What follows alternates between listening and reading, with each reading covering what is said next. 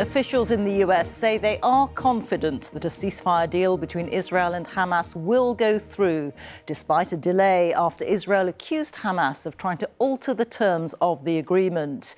Tonight, Israel's Security Minister Itamar Ben-Gvir, who's part of the Hardline right-wing faction of the government, threatened to quit the governing coalition if a deal were to go ahead. Overnight, after jubilant scenes in Gaza, news of a ceasefire, Israeli airstrikes killed over 80 people, according to the Hamas-run health ministry, a figure which includes women and children. This report is by Jeremy Bowen. Just a few hours after the ceasefire agreement was announced, men in northern Gaza were back digging through the rubble for the dead and wounded after an Israeli strike. The ceasefire is not due to start until Sunday. Then they heard a small voice. He was alive.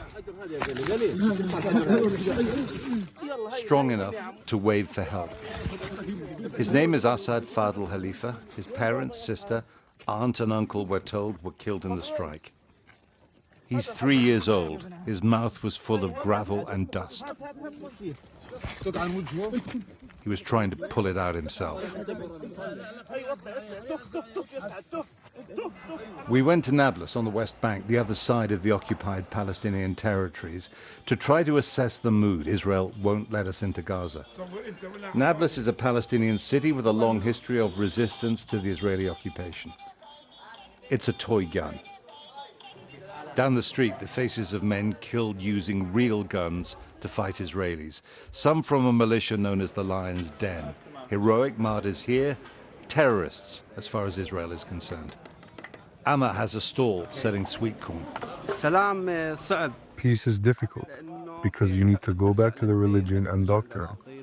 But we would love for the bombing to stop and for them to leave Gaza and for the prisoners to get freed and for everyone to go back to their homes and family because they suffered a lot in this war. May God help them.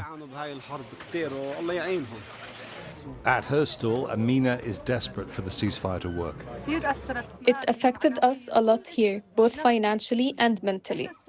We, especially women, are affected by what we are seeing, the children who are dying. We hope we could help, but we can only pray. A ceasefire, if it could hold, would be a considerable and an overdue achievement. But the sad truth is that it wouldn't end the conflict between Palestinians and Israelis. Everything that has happened since the 7th of October attacks has made the conflict about as bitter as it's ever been.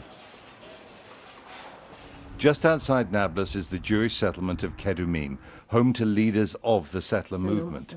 Daniela Weiss has lived here for 50 years. Now she's working through her list of right-wing connections, trying to overturn the ceasefire deal she says is a betrayal. For me today is a very difficult day. What government, what prime minister with common sense will give back the area from where thousands of Gaza people attacked us, conquered our parts of our country? This is treachery. What does all this mean for Israel? What does it add up to? In simple words, get ready for another war. It's cruel, dangerous, with many casualties. This is what it means today.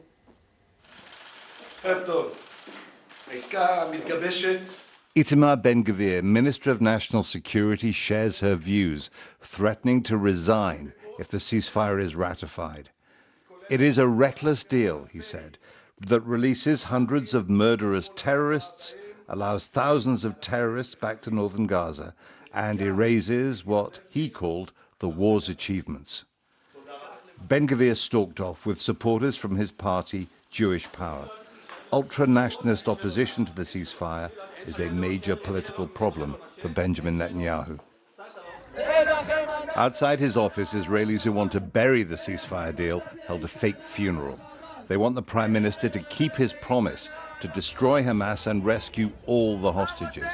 For them, negotiating a phased prisoner exchange with Hamas and pulling out of Gaza smells like defeat. Police made some arrests. Many Israelis support the ceasefire. For now, the anger of those who don't is cancelled out by Donald Trump's determination to take a diplomatic victory into the White House. But the coffins intended to warn about the ceasefire's dangers are also a sign to the ceasefire's supporters that it might not end the war. Jeremy Bowen, BBC News, Jerusalem. Meanwhile, aid trucks are queuing at the southern crossing into Gaza, waiting for the ceasefire expected on Sunday. Aid has got into Gaza from a number of crossings since the war began. Before it, around 500 lorry loads of aid entered every day, according to the UN. But that plummeted to 9 a day in the period just after the war started. And since the beginning of January, it's averaged 51 truckloads a day.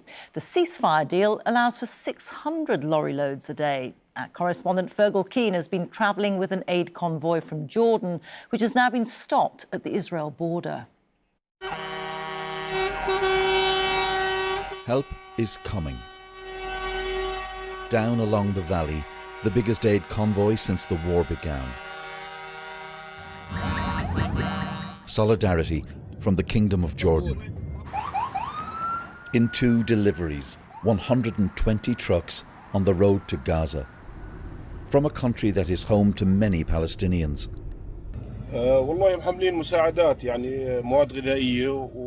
We're carrying aid like food and medication for our brothers in Gaza, says Mustafa Al-Qadri. This is a good deed. We're happy to be part of this operation. We can travel with this convoy as far as the Israeli border. But since the war began, Israel does not allow the foreign media to enter Gaza and report independently. But our BBC colleagues living in Gaza have been filming every day, including today, the first real moment of hope.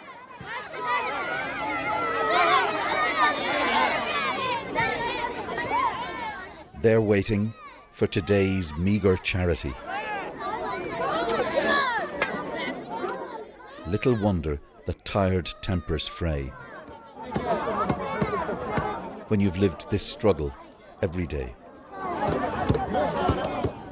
The aid from Jordan is the tiniest fraction of what's needed here. But it does say to the people of Gaza, by your neighbour at least, you're not forgotten. I used to shop and go to school, and my mom used to cook for me, and when I got back, she would tell me to come eat. I dream every day about the ceasefire. I want to go home and for my father to return to us. Home, a word that holds so much in any language. A word that means dignity for Lamis Al-Mazari, age 16. I never thought I'd be fed by a charity. This is so unfair. If I don't get meals from here, I don't eat. So I keep coming. My life as a young girl, dreaming of studying at a university or school, playing and having fun, has been reduced to accepting handouts.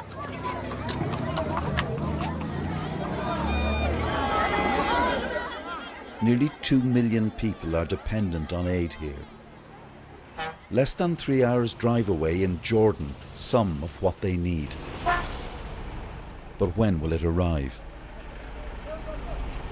The UN complains of repeated Israeli delays, of criminal gangs hijacking aid.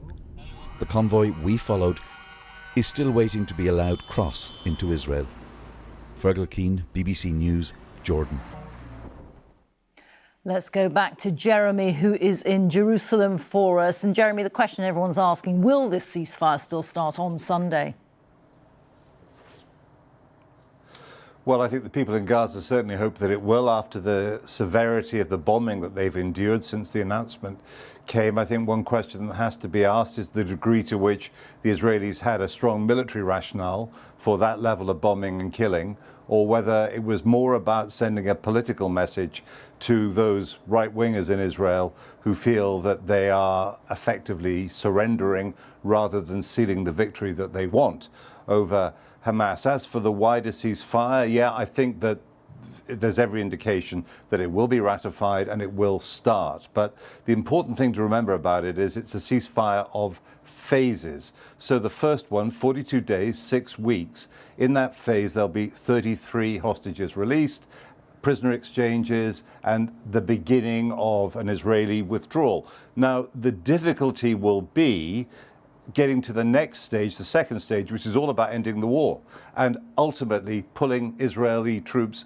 right out of Gaza. Now, this is a very long process. More negotiations need to be done, and a lot of things can happen. And history in the past tends to show that when there is a long process like this, sometimes events take on their own momentum. Plus, of course, as you may have seen in the report that I did, there is opposition on the hard right in Israel to this ceasefire happening at all. So I think what we have to accept is that it is a fragile process and that it may not work, but up to now, it's the best option that there's been.